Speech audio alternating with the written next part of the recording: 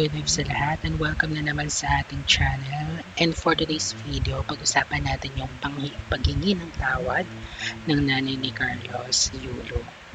And by the way, congratulations nga pala Pilipinas dahil meron na tayong bukod sa dalawang gold medal ni Carlos, meron pa tayong dalawang winner pa ng bronze medal.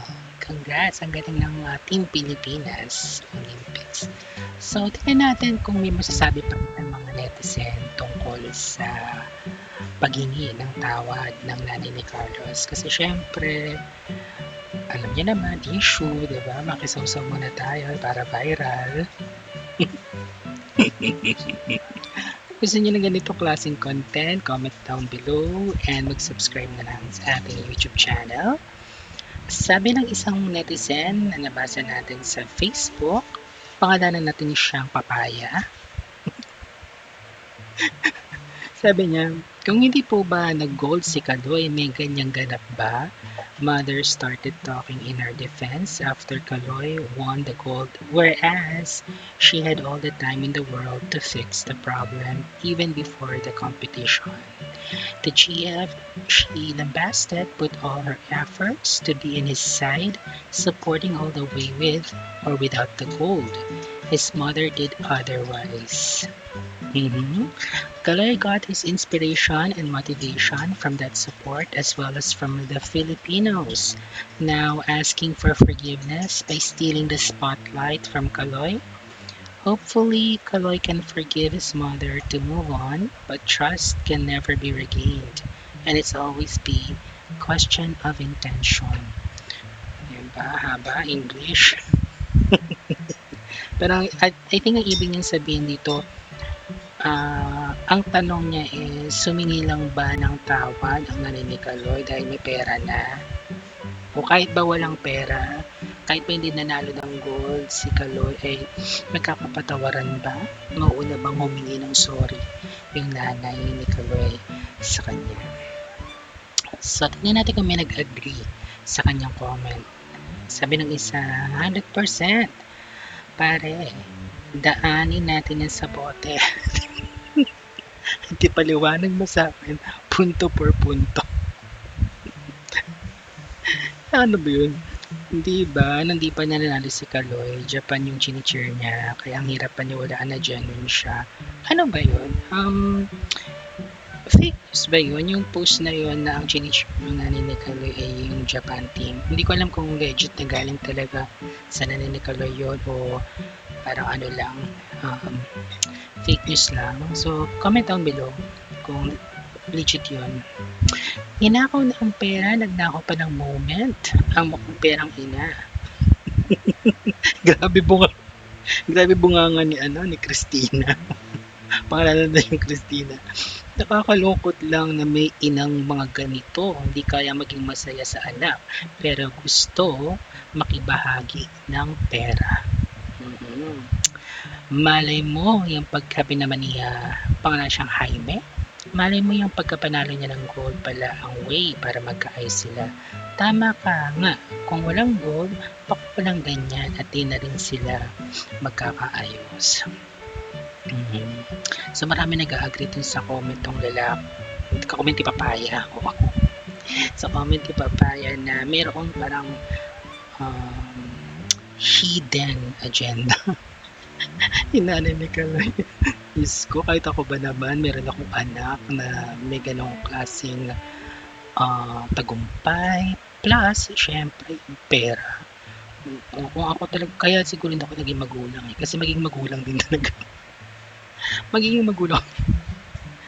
Sabi ko, anak ko yan. Karapat ko. Charot lang. Anyway, so sabi naman ni Jerry, so hihingi ka lang pala ng reconciliation sa mga nakasamaan mo ng loob kapag nanalo na sila ng jackpot sa loto. Pero sa ngayon, galit-galit mo na kayo. Okay, so may isang side ng mga netizen na nagsasabi na parang may hindi sincere yung pagiging ng sorry ng nanay ni Carlos. Kasi may pera ng involve eh. Magkaroon ka ba naman ng anak na gold medalist sa Olympics maraming premyo. I think around 35 million yung price. Plus may mga syempre mga sponsorship deals pa yung mga ganyan. Okay? So, yun yung side na parang negative pa rin yung impression ng mga tao sa paghingi ng sorry ng nanay ni Kaloy. But anyway, basahin din naman natin yung positive response ng ilan sa mga netizen tungkol sa paghingi ng tawad ng nanay ni Kaloy. Okay? Itago natin siya sa pangalang Pakuan. Sabi ni Pakwan, whatever Kaloy's mom did was very minor compared to what she has done in Kaloy's life while he's growing up.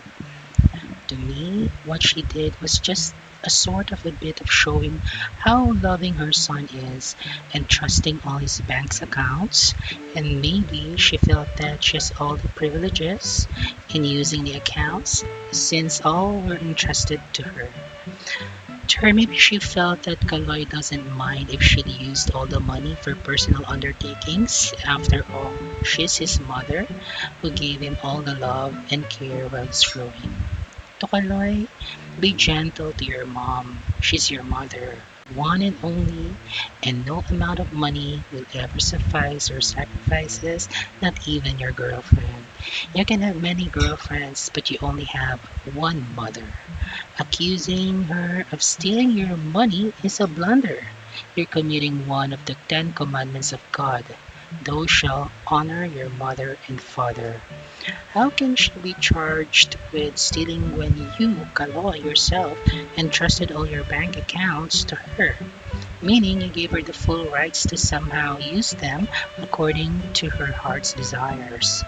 A little pampering of herself is just very simple compared to what she had done to you growing up. Wake up, Kaloy. Apologize to your mom.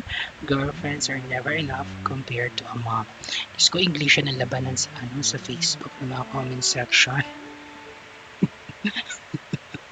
Kaya naman, kung gusto mo talagang matuto rin mag-English, both written and speaking, communication, ayan, I recommend to you na mag-book ka ng tutorial session sa Italki.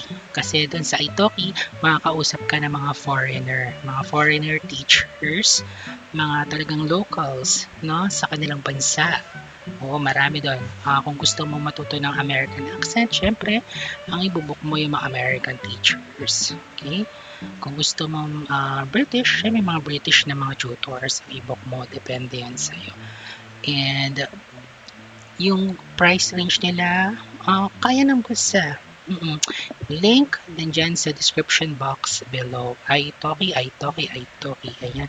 Para kapag makikipagbardago lang ka sa comment section, diba? English din ang labanan. Anyway, basahin natin kung may nag-agree sa kanya. So, parang pinupunto naman itong isa ay utang na loob. Okay? Parang utang na loob mo sa nanay mo na isinilang ka sa mundo ito. Oo, kasi lang ang pera, diba? Mauubos din yan, pero ang magulang yan. Okay? Ang girlfriend, nawawala yan, pero ang magulang, kahit hanggang sa kamatayan mo, siya pa rin ang nagluluwal sa'yo sa mundong ito. So, yun ang pinupunto ni Pakwan. Tingnan natin kung may nag-agree sa kanya. Friend, ikaw pala to, ha. Basa lang kasi ako ng basos ko. Nakita ng friend yung comment. Anyway, bagsatin pa. Isa po kayo sa may magandang comment sa kanya. Nice advice po. Very minor, buong mundo po makakapanood ang paninira ng ina niya sa kanya. Siya nanalo ng gold sa Olympics. Next, you belong to a world where materialism rules. That's you, and no one contests that except your mom. Not this mom po. Ang haba, diba? Para mahihiya ka na lang mag-comment ang Tagalog. Pero wag na lang, basta lang tayo. Sabi nito, you belong to a world where a parent thinks they own their children, they are their own persons, they own their own property, they have their own agency. Hindi mo sila pinanganak dahil ginusto nila. They owe you nothing, you owe them everything. It's thanks to you they have to suffer the world. Your mindset makes you a user, someone who sees their child as an extension of themselves. You think your child is an investment. Ayan, grabe, diba? Yung mga comment section, talagang parang yung atensyon ng tao imbis na sa pagkapanalo ni Kaloy, doon na talaga sa issue. Diba? Sabay-sabay tayo nakikisaw-saw. Siyempre, para maging viral. Makaambot ang pagiging viral. Eh, anyway, syempre dahil public figure sila, katatapatan din naman natin pag-usapan din sila. Diba? Pero sa ngayon, syempre, congratulate natin yung Pilipinas. I think very rare occasion na talagang nananalo tayo sa Olympics na tulad ng ganito na nangyari. Kaya celebrate natin yan bukod sa pakikisawsaw sa buhay ng may buhay. Diba? Kung gusto nyo makisawsaw din sa issue nito ay sige lang, comment lang. Thank you so much for watching and see you again next vlog. Bye!